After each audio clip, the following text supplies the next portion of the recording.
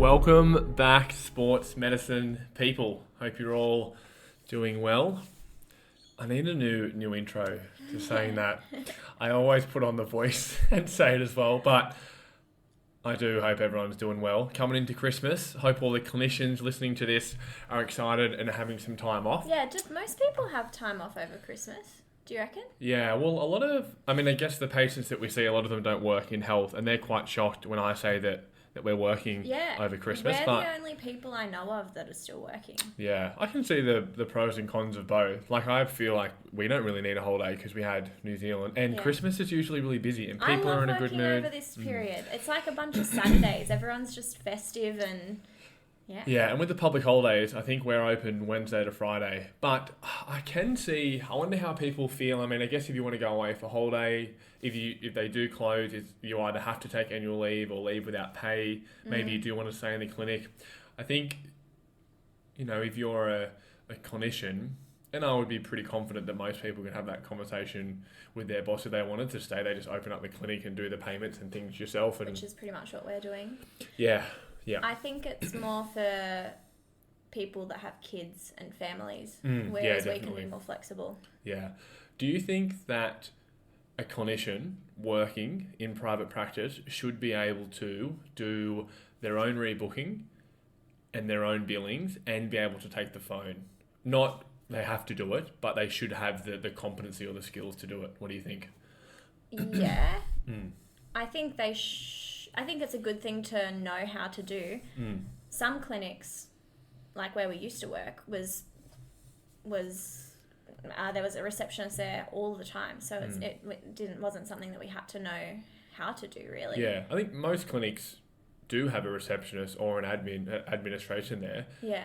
I think it's awesome to be able to learn how to do that. In the odd scenario or case where they're helping someone or they're going to the bathroom, or you want to open up the clinic and work a Saturday or work a day that you usually wouldn't. I think it's a good understanding. I remember being told early on, that it's not really professional for you to be taking their payments and to deal with that. And now I do it all the time and have no issue at all. I think it's good to understand how it works. I think it's good to know, but I don't think it's a good thing overall. Yeah, you don't like it, hey? We were having this conversation. You don't think it's good? I just feel as though if you're back to back with 30-minute appointments, that's 5 minutes that you need to take out of their appointment time to rebook them, take their payments, whatever else. Yeah. Do you have any advice for clinicians that do have to do that? Whether it be, and the obvious one is to get them out earlier and perhaps rebook them in the room and then come out and take their payment. Do you have any advice when you've had to do that?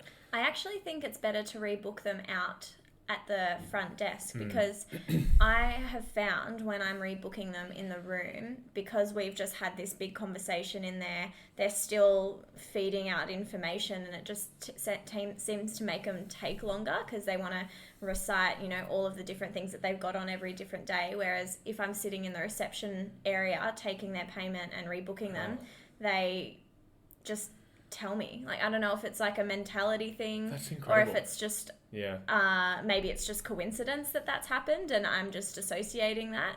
But I now don't do the rebooking. If I have to take their payment, I don't do the rebooking in the room. I do it out at the reception desk. It's crazy. That is, I can't believe how unique we have different views. Like, I would never do that ever. Like, I always do it in the book, like in the room. Not to say that's a wrong thing. It's just funny how we've got this different perspective. The other thing is that if I have my laptop open in front of them, it has everyone's names in and people that I'm seeing, and I just feel like that's not, I don't know, I don't want them to see that. Oh, do you show them the diary? No, but the way that I'm positioned, they can see it. I just say, hey, great, what about if we do 2 weeks? Does this time work well for you, or is it best after 4:30?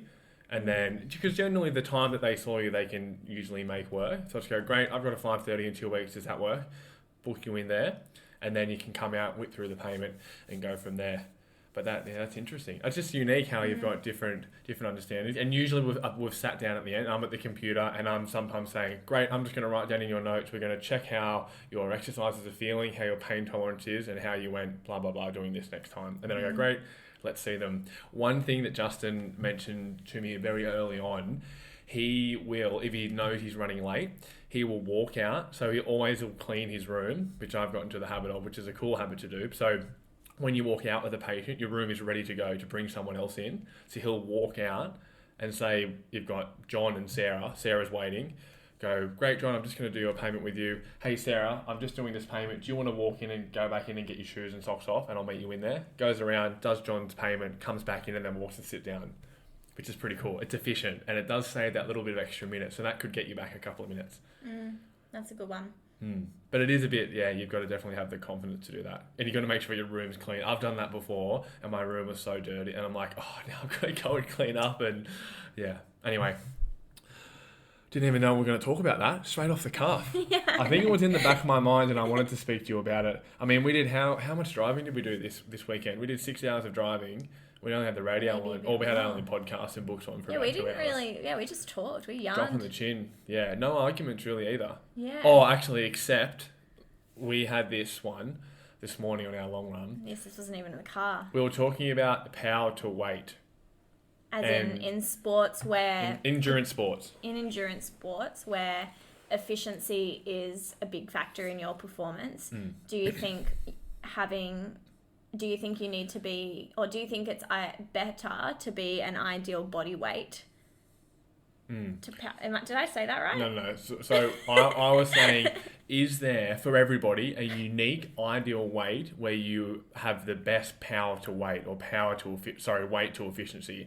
And I believe there is. Now, not saying that you need to have that, but there would be a unique weight. Like we were saying, if someone was 70 kilos, 0.549, and then you were to test them and then retest them 1 gram heavier with all the same variables controlled all the way up and then all the way down above that number and below that number, there would be a point where they're most efficient at energy expenditure, is what I was saying. But you were like way off it, hey. I think you were misinterpreting me because you were just like, no way, that's not true. Yeah, as I was saying to you on our run, this is a bit arbitrary, I guess, or not necessarily backed by anything specific that I can recall. But I do remember listening to a podcast, and I think it was a podcast with a credible sports dietitian, and they were on that podcast talking about body weight not being as important as we previously thought. And the way that they started to talk about that was they were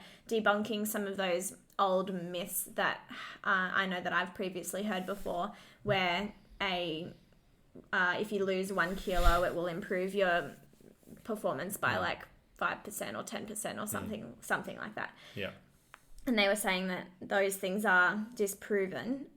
I think that there is a bit of a bell curve, which is what we were talking about on our run this morning. There has to be an optimal one. There has to be one number. Why does there have to be? Because... Can you not adapt to a particular weight and still perform? Yeah, but there will be a number that you adapt to the best. Like I'm saying, it's really unique, like to the absolute decimal. I don't know. There has to be. The more I think about this, the more I disagree. I would say, my thoughts is that maybe there's a bell curve. The extremes... It can't be, because the numbers don't lie. Okay. Bell curve. I'll repeat myself. Yeah.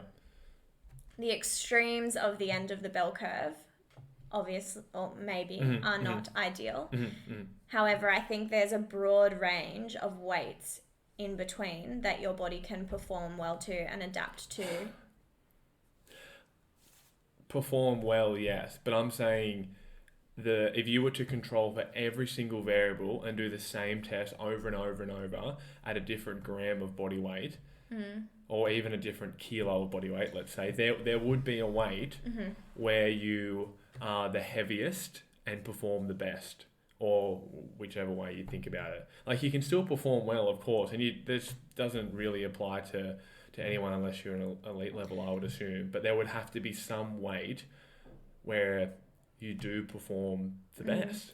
I think the other thing that's getting to me with this conversation is that I don't think that you can apply this to real life, because I think the risk of it going wrong would be catastrophic, and I don't think it would be worth it. Yeah, I completely agree. But do you agree that there's a specific weight? I don't know. Like if you were, so let's say, let me tell you an experiment, right? You've got myself, and I am going to test myself controlling for every single variable, and I'm going to run 5 kilometers, and I'm going to test my energy expenditure and my efficiency. at 70 kilos all the way up to 130. Control for every single variable, weather, and do the same test over and over and over again, just to repeat, at every single kilo between 70 and 130, would you say there would be a weight there where I am the best, even if it's by 0.0001%? I just don't think that study is ever going to be possible. Yeah, but theoretically, if it did. Well, I can't answer that because theoretically, in this mythical world that you've made up, I don't think we can test it. So there isn't? No. So if I weigh 70 kilos or 72, I'll be exactly the same, I'll be exactly the same. I don't know. That's what I'm saying. I don't know. But all right, let's move Moving on. I just can't. I feel like I'm blinded. We're going to put it to the listeners on the Instagram. Like, I can't wrap my head around that. But anyway, let's move to the next one. So, I want to talk about the footwear and the ceiling of footwear knowledge. So, you always ask me lots of footwear questions, and I deal with footwear quite a lot. Do you feel as though you don't have enough footwear knowledge to be competent in prescribing it therapeutically? I think I could improve. I think I could definitely learn more. I would say I know more than the average physio just because I'm always picking your ear about it. And for basic injuries that I see, like an Achilles tendinopathy or what else? Plantar heel pain, I could give a patient footwear recommendations, or if they've got like specific goals or something like that, I could give them specific footwear, like characteristics rather than recommendations, and send them off to Pure and feel pretty okay with that. Yeah. However, there's certainly been times when a patient's wanted to get new shoes, and I had to ask you what you think they would do best with in terms of a characteristic. Yeah.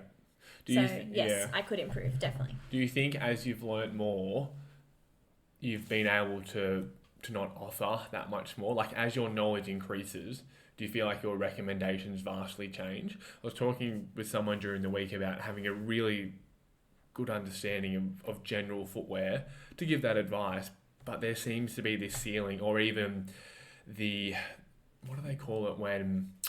I always forget this damn quote. Not exponential return. Diminishing returns, that's it.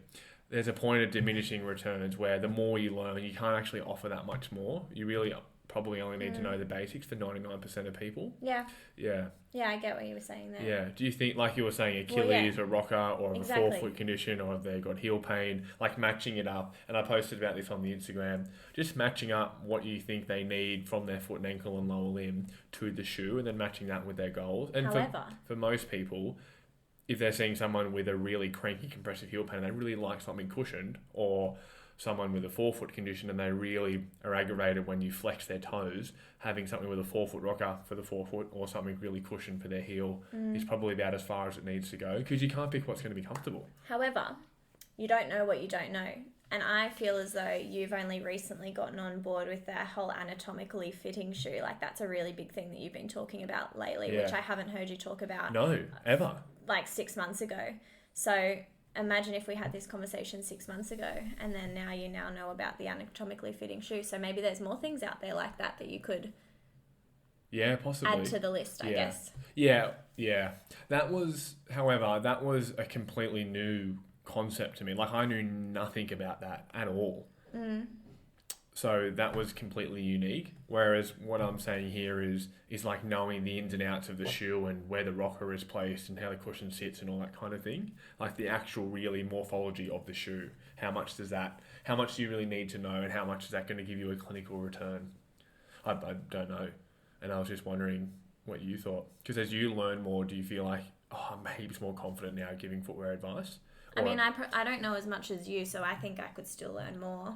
Yeah. However, I think I can do the basics. Yeah, and I feel like that's really all you seem to need for most people. Yeah. I mean, unless you're dealing with if it's like a fiddly forefoot thing, I'm going to send them to you most of the time anyway, so I don't really need to know more than the basics, I think. If you're anyone listening to this, like for a fiddly forefoot, you just work out what and this is just what I think, doesn't mean it's right at all. I like to work out what's aggravating them. So, and this is the thing with anatomical shoes. I definitely don't think that everyone... You're going to go to that. I don't think that everyone needs them. they're a really narrow indication, or not narrow, maybe a little bit wider than narrow. But if you're really squeezing someone's toes together and they're not getting any pain at all in any sense, but then when you flex their toes and that gives them the discomfort, and an anatomical fitting shoe may not be most appropriate for them. They actually they may need something really beefy and cushioned and with a big 4-foot rocker like a Hoka Bondi. So it's not all the one size fits all, and that's pretty basic, and that's really how I think about it. And then getting a good relationship with your footwear suppliers, because you can write those characteristics and then go into the store. They're going to know so much more, unless you're really weapon podiatrist like Nita or Matt Clark. They're up there with their footwear knowledge. I'd love to listen to one of their consults, but I had some conversations with them, and they talk pretty similar. Actually, this is a good one, and I'll thank Matt Clark from Spark, which is Sport and Exercise in Adelaide. They're like a sports medicine clinic, and he gave me an awesome analogy when we were talking about footwear prescription. When the patient asked, "What's the best shoe?" and he said, you can almost say to them, or one that he might use is, if you're going to play golf, you don't always use the same club for every hole. You might use a putter or a driver or a wedge or a 6 or a 7, and that's like shoes, which I thought was pretty cool. Yeah, I like that. So, that's good. Yeah, what do you need? You need a golf club. You need the shoe to fit well and actually fit width-wise and length-wise. So you need to have that. That's a non-negotiable. And then what other shoe is best? Well, what do you need to do? Are you driving? Are you putting? Are you trail running? Are you sprinting? Or are you just walking down to have coffee with your mate? I like it. Yeah. Awesome. Should we just go to highs and lows? Yeah, because we've got a shorter episode. For a while. Oh, no. How have they gone on 17 minutes? Yeah. Hey? You can't whisper because the mic's in the middle of us. If I can hear it, the listeners can hear it. I said we need to order our Uber Eats, so it's going to take forever. Yeah. We are ordering Uber Eats. But that's not clinical. We're clinicians first. And this is the last time we're going to do it. You guys are going to hold us accountable. Yeah. We're stopping Uber Eats after today. I wanted to bring up a controversial topic. Well, it's controversial in the podiatry world, and I really want to make sure, and I've definitely grown over the years, as you do as a clinician. I never want to call individuals out or organisations out and just create our own content and try to help people in our own way. But as a podiatrist, I'm not blinded to the fact of the organisation of the Good Feet store and the arch support experts. I think that a lot of people dislike them and how they sell things and make claims and whatnot, but that's definitely not what we're commenting on. There's also the other side where I have physically seen multiple patients, where they have gone to the Good Feet store and had a really good response. Like, it's fixed their heel pain, it's fixed their arch pain, or their back pain, or their knee pain. Again, not talking about the narrative or what went with it or what they were told, but it fixed them. So, do you think it's because they spent 15 grand? Sunk cost fallacy. 15 grand. 15. This caveat, that's not how much it costs. Could be the sunk cost fallacy, where someone puts more... what is it called? They put more emphasis and they have more buy-in because they spent more money. So, example, if you just did a strength and conditioning course, you inherently think that's the best course because you spend a lot. Same with dry needling course. I've had patients have really good responses. So I've never heard you say that before. Really? Well, it's true. It's the truth. I think that there's been lots of people that have had good responses and would swear by them and would go back every year, or they went once and got rid of their pain and they never had pain again. So that it's definitely not all bad. And I'm not trying to say good or bad things, but just trying to, would like people to think of different perspectives, whether it be clinicians or organisations. But I thought that was some cool insight. What do you think? I wasn't expecting you to say that. When you wrote Good Feet Store on the list, I wasn't expecting it to be positive. Yeah. So good on you. Yeah. That's a nice thing to say. Yeah. What about... We talk about reviews after the initial. We're just pumping through a couple of these. What do you mean? Well, I wanted to ask you a question. Yeah. How long do you book a review for your standard initial? Someone with... What do you mean by review? The review, the first consult after the initial. So someone Depends. Standard had pain for less than 9 months. When are you seeing them again, and why are you seeing them then? I always say... I'm always keen to catch up earlier rather than later for a couple of reasons. You say this to the patient? Yeah, this is exactly what I say to the patient.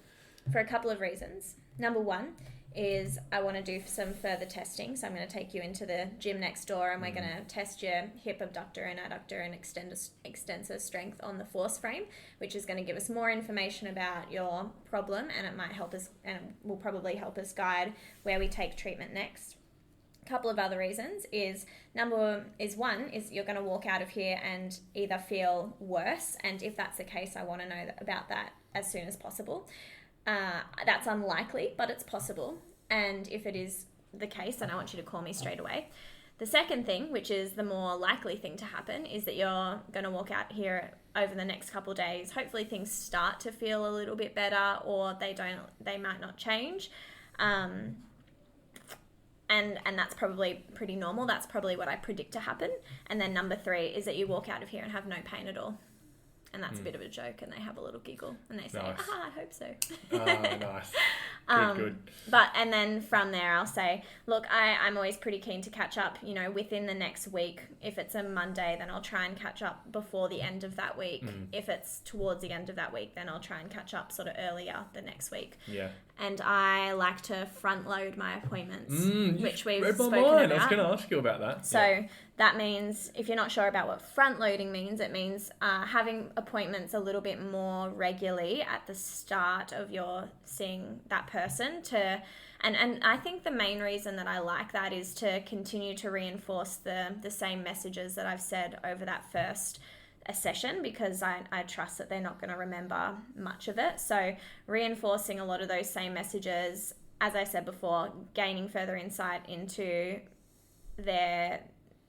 through their assessment by testing a little bit more specifically around their problem, and to also monitor their response to that initial treatment. And I do like to do that earlier rather than later, because it is variable, and we make our very best guess and our very best prediction of how someone's going to feel to the intervention that we've provided, but ultimately we don't know. And I've certainly had people that have left and had a worse response, but I've also had people have a much, much better response. So we take our best guess, but that's not always what happens, I guess. Yeah, great response. Good response. I don't have any questions at all. Well worded.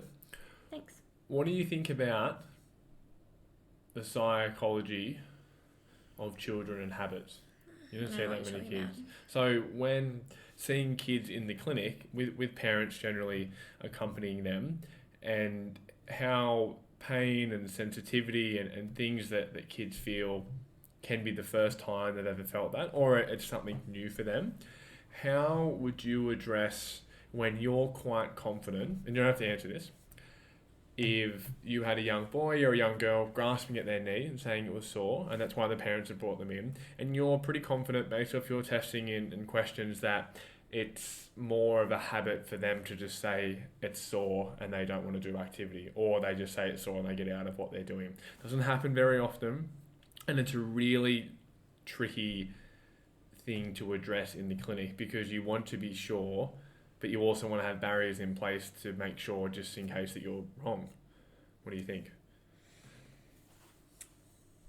I feel as though I've had this happen to me a couple of times before. It's tricky, because you don't want to say to the parents, hey, no, don't worry, she's faking it, it's fine. What I tend to do is ask I always try and take it as seriously as possible. So if the child is saying that they have a sore knee, then I'm believing them wholeheartedly and treating them as if they've got a really, really sore knee as they're describing to me. And from that, I'm obviously asking them, what they want to be able to do, what their hobbies are, what they like doing. And if in their assessment they're having pain with, squatting or jumping, and they're saying it really, really hurts, but they really want to play basketball with their friends, I'm saying to them, well, look, it might be tricky to play basketball. And sometimes if I do have a suspicion that they're bunging it on a little bit, I'll go a little bit harder and say, like, I don't know if you're going to be able to play basketball with a sore knee. And then they get really pissed off, and then I get them in really soon, like 2 days later even, and they come in and they say that it's 100% and they have no pain or problem at all. Why have you never told me that? That's great. What do you do? Not that. I'm What going do to you need do? to. Same thing. Sometimes yeah, I just treat go, it and like maybe serious. that's not the right thing to do. I don't know, but I've just found that to work. And because the parents are always, they kind of say that too. They're like, oh, I'm not sure if they're just putting it on or if they're just, and I'm like, well, we can just try it by putting down some sort of hard regulations, I guess, and maybe stop them from doing the thing that they really want to do. And if they really want to do it, then their knee gets better. Yeah. Yeah. I'll get them in the gym, and if they've said they've got heel pain or knee pain, I'll try and make their knee or their heel hurt, and I'll just gamify it. So games, running around, sprinting, passing the footy, kicking the footy, doing all these things. And when they're a little bit more, I guess, concentrated on the game, and I'll quickly maybe turn to the mum or the dad and say, things look okay, it doesn't look like they're trying to compensate, or it looks like they're in pain. And then after we're finished, go, great, like as soon as we're finished, go, awesome, how did the knee feel? How did your heel feel? It looked really good. And like, yeah, it was pretty good, not really much pain. And I find that instills some confidence in the parents, because like, and then you can follow up and say, if there was really something sinister, we're pretty confident that it would be sore doing this. However, there is always the off chance, or, we want to follow up sooner, like you said. And I'll see them in a couple of weeks. Give them a couple of things to do at home, see them in a couple of weeks, and then see how they've gone. And, generally it's okay. It doesn't happen that often, but I have one this week. And I definitely want to stress, for any younger clinicians listening to this without any kids, and obviously we don't have any kids, you can think that, it's all right, the parents just want to know that they're okay and that's it. They want follow-up, and they want you to be engaged, and they want you to treat it as seriously as you can, which I know you are, but it can be a little bit, you can just disengage a little bit if you think that they are bunging you on, as you said. But definitely follow up, because it's their child, it's the person they love, like they want to make sure they're okay. So follow up in 2 weeks. You definitely could be wrong, but also it shows that you're engaged. Yeah, I usually go 2 weeks. Wow, okay. I was probably thinking of a different example to the one that you just described. I was probably thinking more so of an example of someone that comes in like limping, and they like don't even want to stand on one leg because they're saying that it hurts so much. Like that kind of level is the one that I sort of had in my head. Cast. And that's kind of what they are implying almost. But that's the case that I have ticking in my head, and the ones that I've seen a couple of times where I've applied that sort of theory, I guess we could call it, and I found it to be helpful. But yeah, I totally agree with what you said. If it's a lesser version of that, and you just get them doing a bunch of things, and then reassuring them and the parent that if they can do all these things, then the chances of it being anything sinister or nasty are very low. So let's try doing some of the activities that the patient wants to do, and if they're tolerating it, then there's no reason we need to stop. And you've got to ask those specific questions. Like if you get kids to do a calf raise or a squat, and you say, where do you feel it? And you're obviously thinking, where do you feel the pain? Like, and they point to their calf, or they point to their knee, or you say, where is it sore? And they do the same thing. And it's muscle fatigue that they're feeling, but they haven't felt that enough times. And this is, again, a theory. They haven't felt that enough times to determine that that's just because of the muscles fatiguing, not that it's actual pain. So for them, pain encompasses that as well. So it's like, my calf is just a little bit tight, or it's sore because I just did lots of calf raises. It's painful. So to you and to the parent, it's like, it's sore. We need to do something or treat it. Highs and lows. What do you got? Yeah, I'll be nice and quick. The listeners want more of you. Take your time. No, we'll be quick. So my high would be the testing that we did yesterday. So yesterday and I think this might be your high as well. Yeah. Yesterday we went down to Sydney to catch up with Sophie Lane at, what's it called? Sydney Performance Lab. So, sorry, North Shore Running Centre. No, where did you get that first one from? They were two completely different. Because of the sign. Yeah. And this is Sophie Lane from the Stronger Stride podcast. Yes. Go and listen to that cracking podcast. Yeah, so very similar type of podcast as we do. Talking a little bit more about running, I think, than we tend to, although we do talk about running a fair bit too. Yeah, we went down and did some testing down there. So we had VO2 max testing and lactate testing. So did a treadmill test, which was hard but so insightful. It was really cool to learn all of those, how those tests are carried out. And the thing that I kept thinking in my head was, often, we say to patients, if it's not measured, How does it get managed? How does it get... Yeah, I was like, what is that saying? Or if it's not measured, you're guessing. So I was thinking that, we're practicing what we preach, and we're actually measuring what we keep talking about, and our training and all of those sorts of things. So, yeah, I really, really enjoyed that. Did you want to talk about that more? Yeah, we'll wait till we get the results. Yeah, but one thing I did want to thank Sophie... she was so nice and so knowledgeable and as so well. Professional. Yeah, so professional. It was great. And the pin prick didn't even hurt. That's the only thing I was like... My finger still hurts. Yeah, but the actual prick itself... Oh, yeah. Yeah, it was awesome. Yeah, explaining all the bruise on my results, finger. and it was good. And we were quite... I don't know if clients are like that with her, but we were quite inquisitive and like, what does this mean? What does that mean? She had an answer for everything. Yeah, I know. Way too knowledgeable. Yeah. And I don't think there's anywhere in Newcastle that does that. So if you're in Newcastle, she's your gal. Yet. ... We're doing it here, out of the back of our garage. That would be cool. And I think that she, because she great knowledge of run coaching, run technique, strength and conditioning, has a great rapport with people. She does some online stuff as well. So if you're a runner wanting to be coached or wanting anything, I think you can just go to her Stronger Stride. Yeah, reach out. They'll get in touch. And then we went for a nice run with her after. Yeah, showed us the loop, which was awesome. Which was good. Hilly, but... Yeah, and we're running around this place, and she was just like...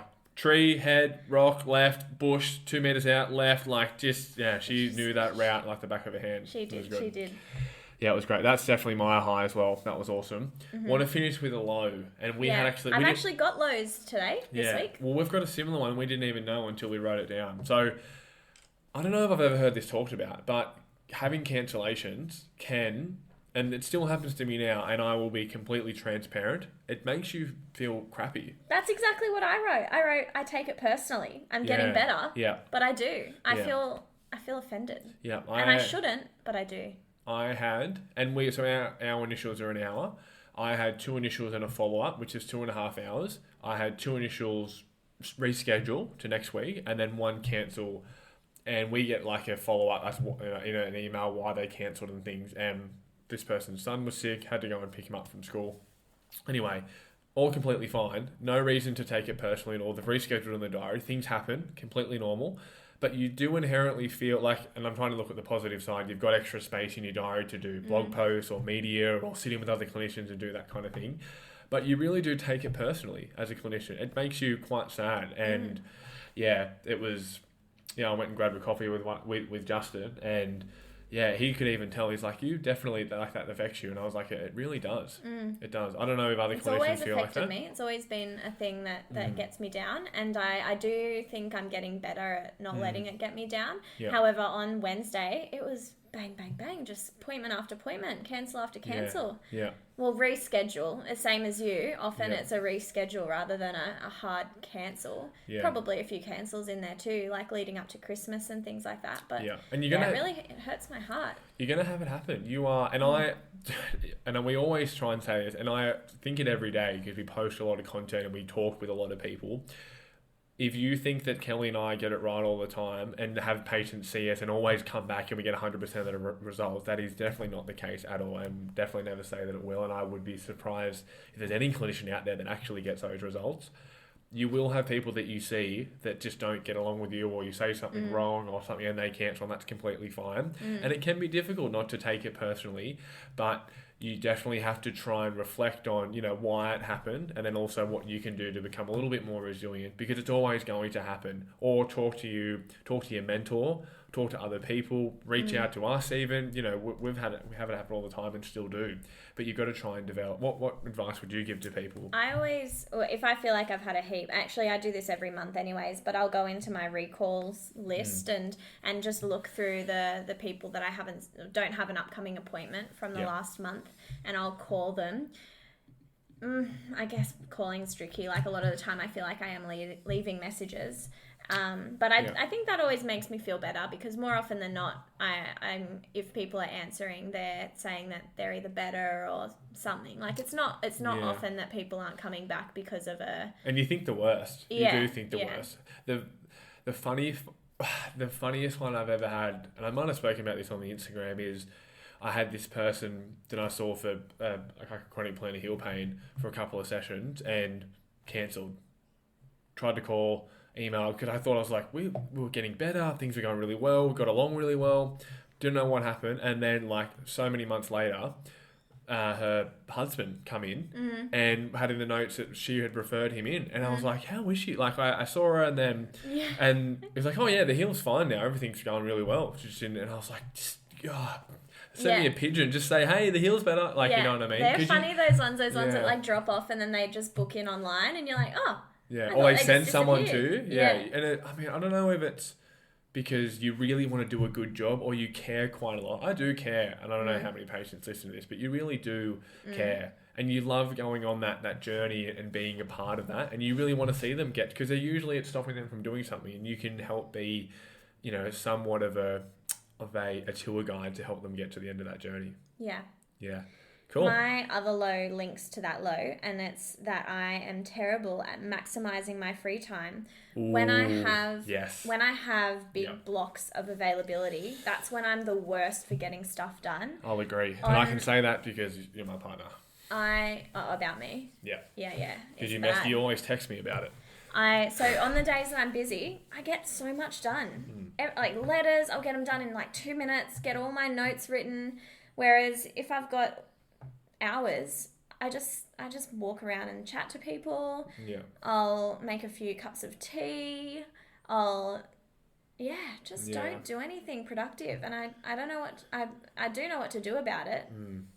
Do you think it's because you don't have a list to do? I've got a list. You do I've have a always list. got a to-do Do list. you try and have the list in order of things that are easier? I try and have something as easy as create an Instagram post, because that takes like 5 or 10 minutes, or write the first paragraph or a blog, or I'm going to learn something new, or I'm going to go sit in with someone else. Like something really easy that you can do, and then you get that roll-on effect. I love free time in the clinic. I can't remember. I think I've said this before on the podcast. If I have a day that looks like it's a quieter day, then I'll go to work with the mentality that I need to keep myself busy. And those days I'm fine. I can be more productive and get stuff done. The days that really get me is when I go into the clinic with the mindset that it's going to be a busy patient day, and I'm just going to be, seeing patients all day and probably not have heaps of time to get notes and letters and blogs and posts and things like that done. And then if I have cancellations and that opens up the diary, then I've got to switch that mentality. I think they're the ones that mostly get me. Yeah. And yes, the same advice that you just said is what I should do. When that happens, I'll just try and take it on board next time. I'll just run, if I've got a 30 minute that someone's cancelled or reschedule, I just always end up like, oh cool, 30 minutes now, I'll just run an extra 5 minutes late, and then I end up running 25 minutes late with the patient. Because I'm like cool, I've got an hour with you now. Yeah, let's just go through your gym program, let's talk about your running, or let's do something. Cool. I do that too. Yeah, great. Well, let's end it there. Yeah. Now, enjoy this episode, part 2, with the lovely Sam Turner, that football podiatrist, and we'll be back next week. Christmas, yeah. So we'll have a shorter episode next week. Don't want to be listening to clinical stuff. You want to be enjoying time with your family or in the clinic or anything like that. But the week after, Rich Willie's coming in. He's on the podcast. Dr. Rich Willie, Montana Running Lab, my most excited guest. Yeah. Kelly and I started writing questions, and we're going to send them through tonight. 5 hours. Yeah, I think we had 20, 30 questions for him, so we're going to have to try and get that into 5. Yeah, we're going to have to... Now, we're going to pre-frame. If you're listening to this, it'll be a matter of we'll ask him a question, no dialogue, just go, awesome, cool, next question, just because we want to get through so many of them. No, I want to hear him get to the gritty, nitty. Oh, yeah, but parts. I don't want to dial and be like, oh, cool, what do you think? Use that question, ask lots of other questions, because I want to get, unless he answers them, I don't know, I'm too nervous. This is my favourite guest so far. Yeah, be awesome. So enjoy, guys, have a lovely week, and we'll see you all next week.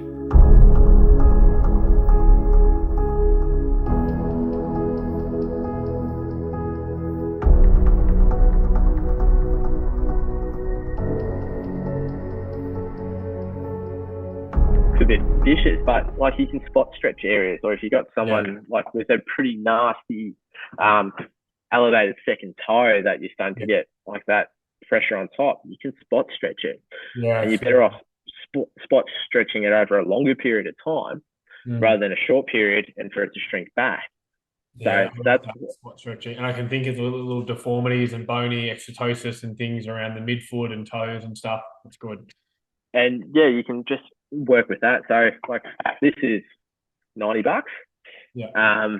And you can leave it overnight, wrap it with a bit of sports tape, work it around, and it has that small load over a long period of time. Yeah. So even like things like Haglund's deformities, like you can go through and go, well, if I want, I can spot stretch, heat that out because of the plastic. Other things you can do, I know James Pope over at Melbourne Footy Club will grind the back of a boot. So you're still keeping a bit of that structural integrity, but someone can pop it out. I've done cutouts to boots to make it a bit easier. Yeah. So that becomes a bit more fun, but you are starting to change the structural integrity of a boot. So short-term gain, like if like pre-season, I've had to take a scalpel to one of the boys. Just always carrying around, always got a scalpel on you just in case at the training. Always sharp scissors and a scalpel blade. Like you can do a lot with that. So so like that's there's awesome. some of the mods that I'll do, but Do you find like what characteristics? I know this will be a popular question. What characteristics of football boots do you tend to find have good benefit therapeutically? And we can all think of the example of rockered shoes like the Hocker Bondi and forefoot conditions. Like, you know, that's probably beating a dead horse. There's other shoes out there. But is there anything similar with football boots that typically do work pretty well? Or it's an interesting one. And I've been trying to think about that because it will vary on different brands. Like when, say, like we'll have a look at the ASICs, how they spruik a 10 mil lift. So we'll have a look at that. So it should theoretically take tension off the Achilles and that retrocalcaneal area. So someone with severs or an Achilles tendonitis or tendinopathy should work really well. But when we start having a look at, say, for football, if I told someone in elite sport or in a football circle to go get a pair of ASICs, I'd be laughed out of the change. There's a little divide, but yeah, like the heel lift. But the funny thing is, I'm going to be putting a heel lift into the boot anyway, and taking up room and volume within the boot. So out of pure stubbornness, we've changed the volume inside the shoe out of pure pig-headedness. But it does come down to that. But then you're dealing with people with sponsorships. They have to wear an Adidas shoe. So we're going to have to find that part. But other parts that I'm finding are working really well. So like some of the boots are coming through with pretty like loose type components. So we'll find like people with like a sesamoid type of issue, we want probably something a little bit stiffer to go through. So you like again like that rocker bottom, something a bit stiffer. So you're rolling across. What examples can you think like from roughly talking brands? What examples are ones that are stiffer with rockered? Sorry, not with rockered, but stiffer forefoot. So the Predator, definitely Adidas Predator. So Adidas Predator are fantastic. Mizuno Moralias, like something out of left field. They're incredibly snappy type of forefoot. So once someone gets through there, they almost propel themselves up. The new material of all things is incredibly snappy, and with that new, they've got that Air Max or that Air style pocket under the forefoot, and what they're having a look at it, they say like in terms of performance, like the moment that you get onto that forefoot, it just propels you forward. So similar to what their super shoes are trying to achieve. But in this, because it's got that air pocket under the metatarsal heads, it actually provides a little bit of extra cushioning that we traditionally don't see in a more traditional football boot, which is generally outer sole, a small midsole, and an upper. So these are little things they're adding into. The other part with the new material, what I really like, to give it a little bit more. So this is the version 14. I wish I had the 15 with me. Is that they have these to give a little bit more structure to the boot, they're using speed cages. And if you get your hands on them, you'll probably see the big Air Max on the side. Yeah. Is that they've got these speed cages here that start providing a little bit more structure through that midfoot. So like someone, even though it's a speed boot, you can probably get a little bit more feedback up onto that medial side of the foot. So if we're thinking, okay, this person needs an orthotic, but we're actually getting a lot more medial components. So it can be something that we start to consider, like for midfoot pathologies. Say someone with a tib post, even though the boot's really light and deconstructed, it's still having that support, snugness through there. So it's having a look at, okay, what structures are in the boot that I can utilize. And that's just a couple of examples. I know with the Huron, which I think is probably the best boot on the market at the moment, it's really turned around what New Balance is doing in the space. It's made of really four internal layers.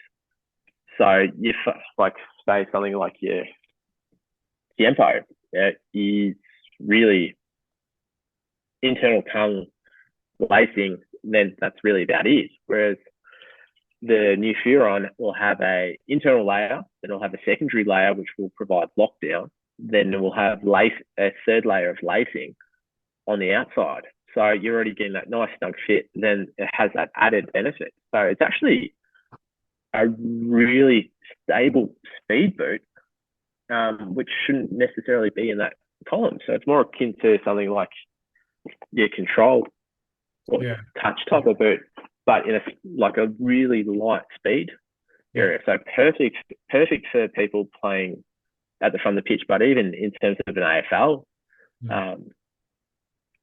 environment, it's actually a fantastic football boot. So what and talking about, I know you mentioned the tib post before, and this is one of the things. I mean, it's really challenging as a podiatrist, and I think fitting orthotics and things into shoes and getting the right thickness and covers, and you're constantly modifying them and grinding them, and then it's different because rugby league players just want it to fit well, whereas soccer players want better touch. So it can be a little bit of a divide between comfort and function, and then you can't grind it all the way down because you lose the structural integrity of the orthotic. I guess, what considerations do you find fitting orthotics into boots for both custom and over the counter? So the big thing with this is what's the most important part with this? What do I need to achieve? And sometimes it's not necessarily what we're doing in a football boot. It's what we're doing for the other 22 hours of the day. That, like, I've got with Western United, who will only wear orthotics in their recovery shoes. But they won't touch it into the boots because they don't get the pain or they don't get that discomfort whilst playing football, because that's not where it's going. But I'll have other players who swear that they must have an orthosis in there. And generally what we find is, okay, how do we get away with doing a lot with not much? And that's the tricky part, I find. It's a bit of an art versus science component. Okay, tissue stress theory tells me that I need to do this. Okay, but how, like in a running shoe, we have this amount of room or this amount of volume.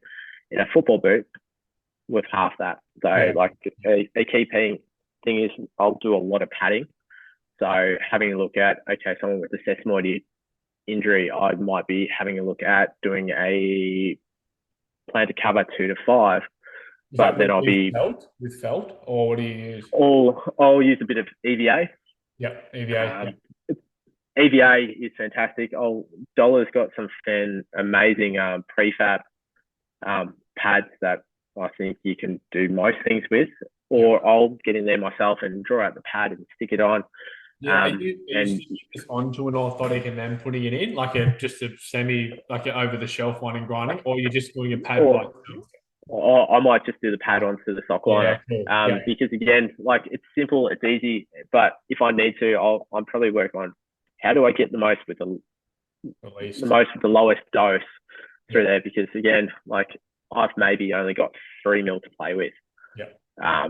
And so by the time I've stuck a 3 mil plantar cover, then I put a bit of slow release under the metatarsal, first MTPJ, and I've put that in the shoe, and they're saying that's just too much. And you go, yeah, okay, like we're either having to look at getting you a bigger boot, and I might give you a bit of pushback through there, or something go, okay, let's get us into this whilst we're recovering. But match day, I'm just going to deal with it. But in training, we'll go into a bigger boot, or we might do a bit more with an orthotic. We had a player coming back from a Liz Frank injury a couple of years ago, and he really needed that midfoot or medial column support. And you go, how are we supposed to fit this?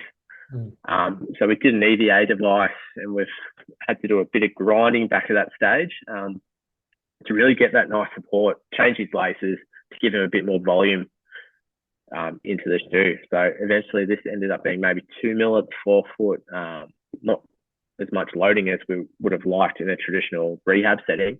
Yeah. And we've just ground back the heel cup. So gave him a bit more of a concave wedge style, so where we could probably get a bit more force through that hindfoot without the bulk of, say, a traditional heel cup through there. So having a bit more. How low are you getting these heel cups for boots? Like, what are you telling the lab? So I've used a couple of labs. I will, like, sometimes I'll just do a concave wedge, so barely any heel cup, or I'll use a wedge type of device with no heel cup into there. A prefab, Trevor Pryor has a fantastic one with Vasily that has a little 3 mil heel raise and no heel cup, and it's just a little arch cookie and an extended first rate cutout. They work for some people. Other people, low cut formies work really well. Yeah. You just need to get on a grinder. That's the unfortunate thing. Yeah, I was going to say we use a lot of the EVA devices because they're so adaptable and grindable, and you can really do a lot to them. Do you? And I'm thinking of I had a guy recently and had a pretty chronic case of MTSS, and he'd done well with a pair of orthotics, and I thought to myself, this guy would do really, really well with a big medial flare, but just couldn't fit it into the boot. So I talked to the lab and we got it down a little bit, but it's always difficult, that arch, if it pushes into the boot. Do you typically get them kind of contact to the arch, or do you tell them to bring it down a bit, or what considerations come in for the arch? So there's a couple of ways. Like I've used, depending on if it's a speed boot, I've used we're going to sacrifice a bit of that arch contact, and we're going to do a medial curve grind, or starting to banana that, where I'll start to utilize a bit more of that structure of the boot. So so you kind of grind it so it's concave like a banana. If that makes sense. So it will start to really taper in. Oh crap! Yeah, like that. Yeah. So awesome. This is one a lab up in Queensland maybe, and I said, okay, this is what we're having a look at the arch. This is what I want. I want to be able to. I'm going to provide force through this section and this section, but for everything else up here, I'm going to rely on the structure of the boot. Yeah. So I'm relying a bit more of the footwear to do that. Again, this one was a second MPP. Do you typically use EVA or poly for your customs? Depends on the preference of the player. So some absolutely love poly because that's what they've had from when they saw their original podiatrist, and that's the belief. Others, I will start changing into an EVA, so starting to use a little bit more of that material properties. So I like using a bit of both. I'm probably 50-50 at the moment. But it's coming through, like, you have to be in this space, you have to be pretty good with a grinder, because even though you send it off to a lab and they come pretty close, you still have to get in there and tweak it. So you get that technical aspect. Does the EVA take up too much room, you find? I guess you just got to grind it back, don't you? Well, not necessarily. So your traditional orthotist style are big, bulky, 5 mil to 10 mil thick. Whereas you have a look at, say, something like that. That's 2 mil thick with a Lunasoft top cover. So if you're going into a traditional pod style device, you put, say, in some cases, you put on Cambrel. Some people are putting 1.5 Powe on, then they'll put a 3 mil Spenco on top. You can just achieve that with this. Yeah. And with the same level of cushioning and different split densities. So you can get the same feedback and thickness without having to layer up a device. So much, yeah. What top cover do you find works pretty well for grip and less room and things? So what I'll find is I've actually started to go away from Luna a little bit because what players will do, and again, they will use grip socks. Yeah. And what they'll do, they'll cut half of the club sock off and they'll wear the grip sock underneath to stop that movement inside the shoe. But because of the gel underneath the grip, it'll start to go with the Luna and it'll just start shifting forward. Yeah. And it defeats the purpose of why we're having that Lunasoft in there. So when players started doing that, I had a whole spate of forefoot blisters. Yeah. And I was racking my head. We're going through all our blister management. But I went, okay, but these players who have blisters, we put a Lunasoft top cover in. So vinyl's a great little one, easy, great for sporting environment. Spenco will be a bit hit and miss, especially with that cloth top layer. But I'll use a little bit of PS Live or a Hydrofill. Yeah. Again, really working through with that, decreasing that shear component. It's really thin. Works pretty well. Then if I need to take it off, you can generally take it off pretty easy. Yeah. And if you need to put an extra cover over the top, so like a Luna, you can quite easily stick that down. How and I know you mentioned before, there's times where you scalpeled and modified the heel counter of an orthotic. What other modification and things can you do? And I think of the only one that I can think of that I learned in university is grinding under the stud pattern. If someone's got a lesion or focal pain, like what else is there that you can do for particular pathologies? Yeah, so like the sesamoid one, as you mentioned, you grind under that sesamoid stud.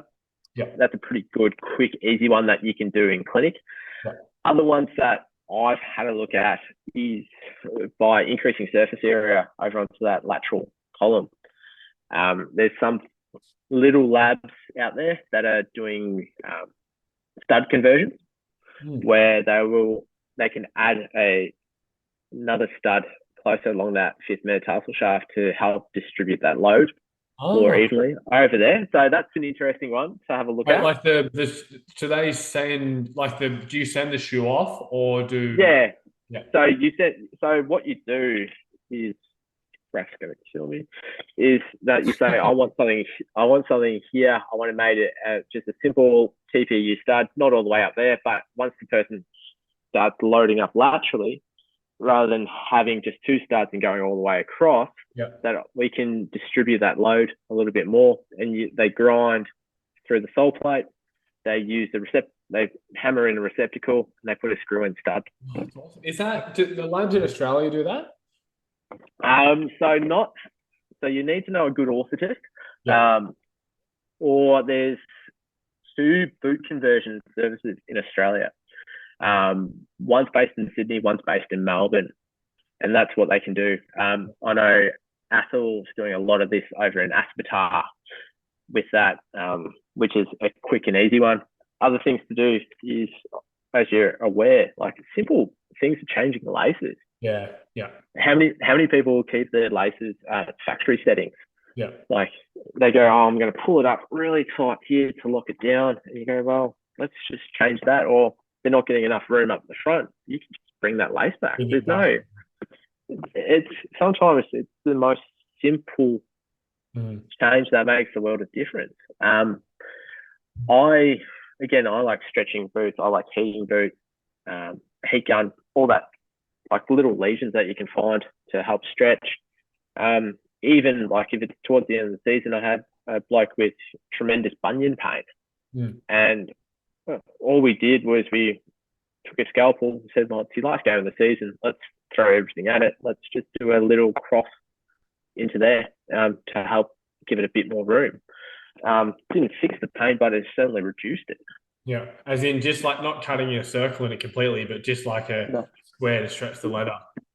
Yeah, so where it would be here is you just do little cross, yeah, a little cross there. So mark out where your bunion is and make like a hot cross bun type style, and that will just allow that bunion to just push out a little bit more. Yeah. So rather than saying you must go get a wider fitting pair of boots and you go, well, September, I've just played finals, Rebel has nothing, I'm size 13, what can I do? Well, quick and easy little things through there. What I'm doing at the moment is I've actually bought myself a boot patcher. So an old school big Singer one that you used to see in the cobblers. Yeah. And like, again, so someone with heel irritation, like from a heel counter in some parts, what I'll do is I'll unpick that, like the inside of the boot. I don't know, it's a bit hard to see, but I'll pick apart the inside of the boot because it's generally stitched into a bit, it's glued into a bit, and I'll start ripping that out, and I'll just take a scalpel and remove that heel counter. Yeah. Okay. And which is a little bit more complicated. It takes a long time to do, but it just keeps everything through. Then you get some microfiber and you can just glue that to the back of it, and that's an option around. A little bit harder, say, in your Asics boots, which are more of a one construct, but you can unstitch up to the top and try and pull it out. Yeah, that's cool. Awesome.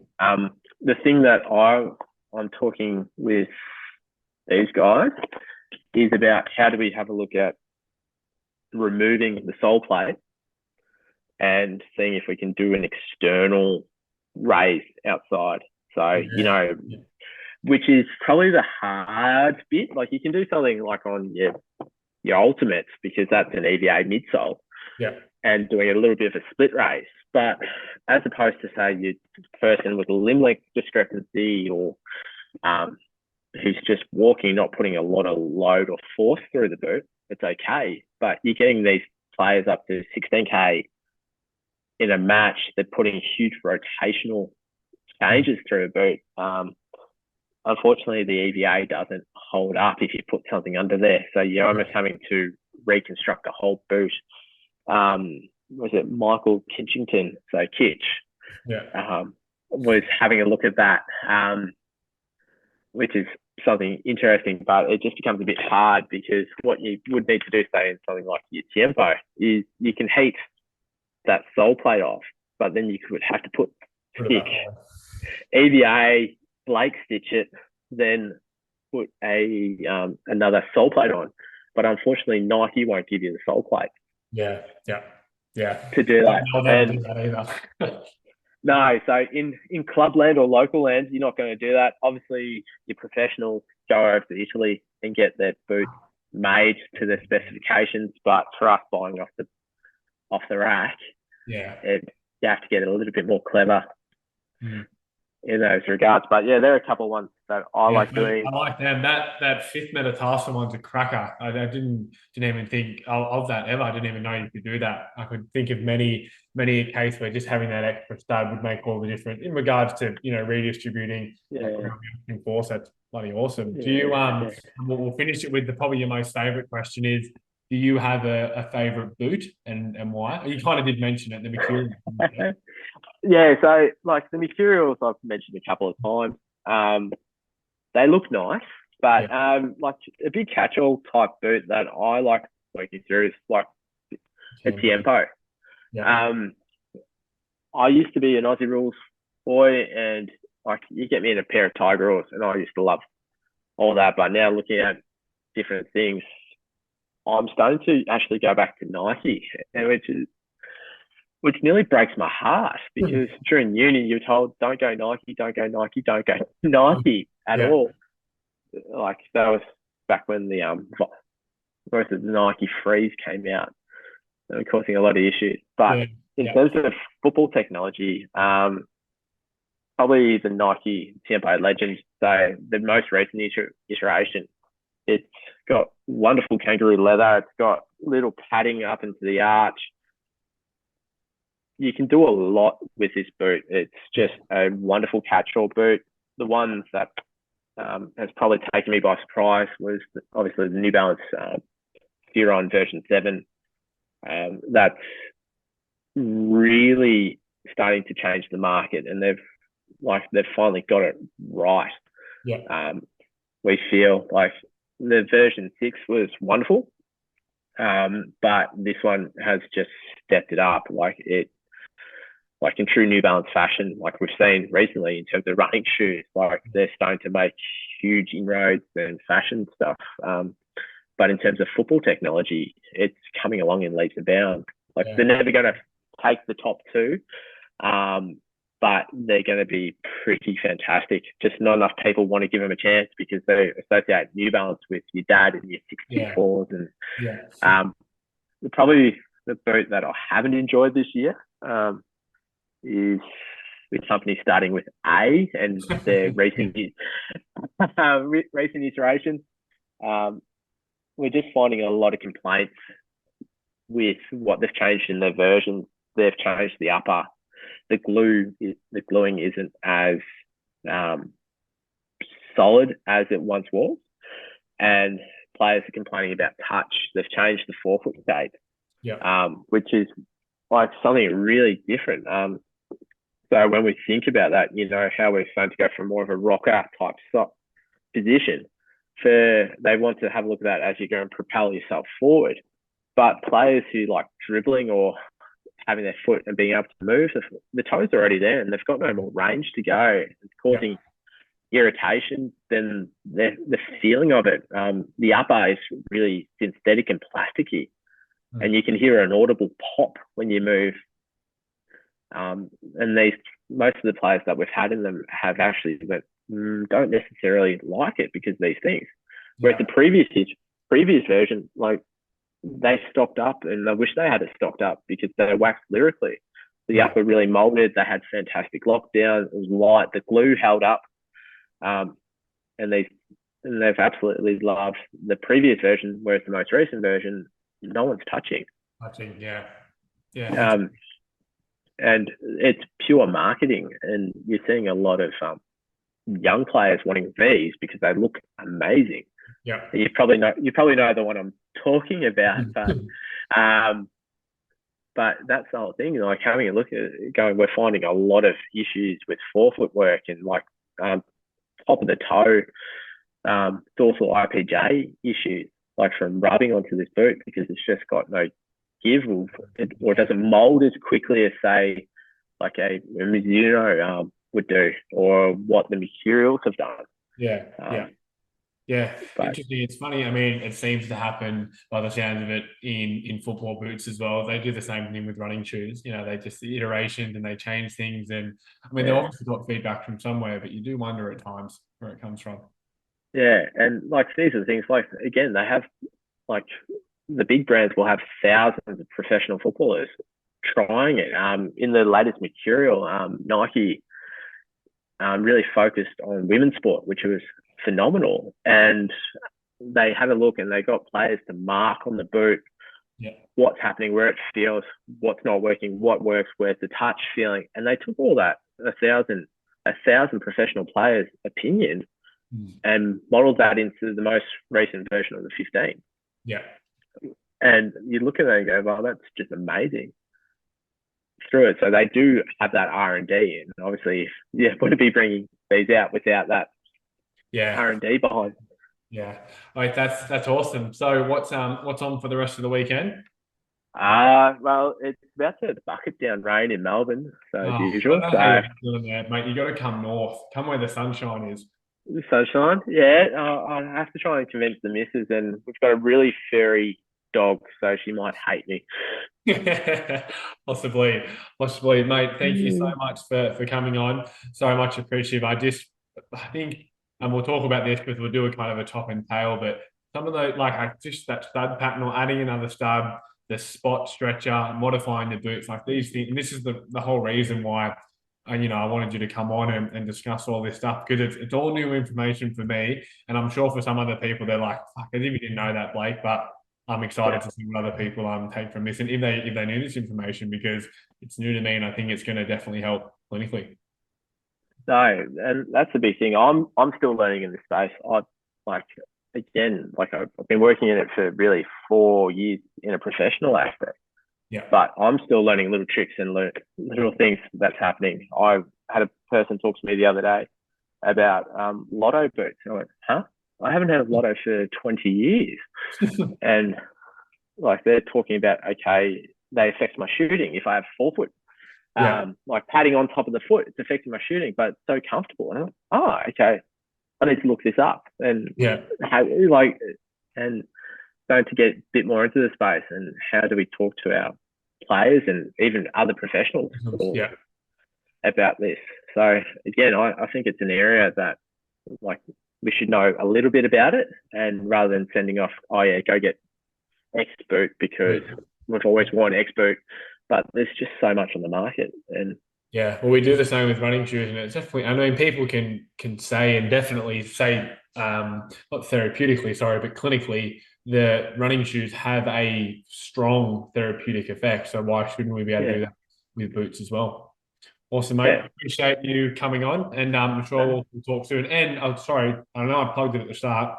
Your Instagram page, That Football Podiatrist, is where to go to find all your incredible information. Is that right? Yep. So on Instagram, more than happy for people to shoot me a message on there, or even an email if they need. So all the info's on there. Yeah. Awesome, mate. Thanks for coming on. Have a good weekend. Cheers. You too, Blake.